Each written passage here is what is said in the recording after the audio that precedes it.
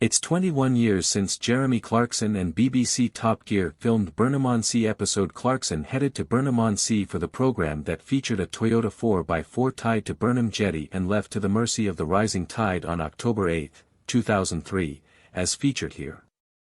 In the program, Clarkson attempted to destroy the indestructible Toyota Hilux with various stunts, accompanied by his infamous humour. Before its arrival in Burnham-On-Sea, the pickup truck had been driven down a flight of stairs and into walls and a tree in Bristol, sustaining only cosmetic damage.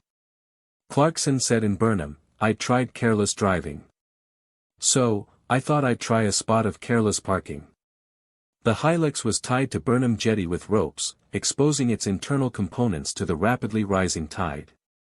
"This is the Severn estuary, home to the second biggest tide in the world," remarked Clarkson, 40 feet. "And it moves at 8 miles per hour. That's why they have tethered my car in place. I'm not going to get that out for hours. Damn."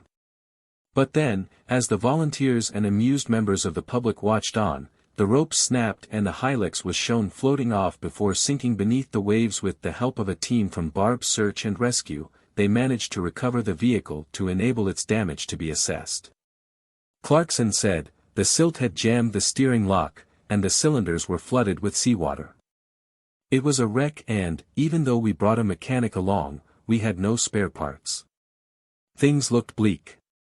The mechanic worked on it for around 40 minutes, with Clarkson concluding that it had been killed by the ordeal, but soon after, the truck remarkably whirred into life. It was then taken to the Top Gear test track, where it was driven through a shed, had a caravan dropped on its roof, got hit by a wrecking ball and was even set on fire. Despite that, the hardy pickup was driven into the next studio show to a round of applause from the surprised BBC hosts and audience members.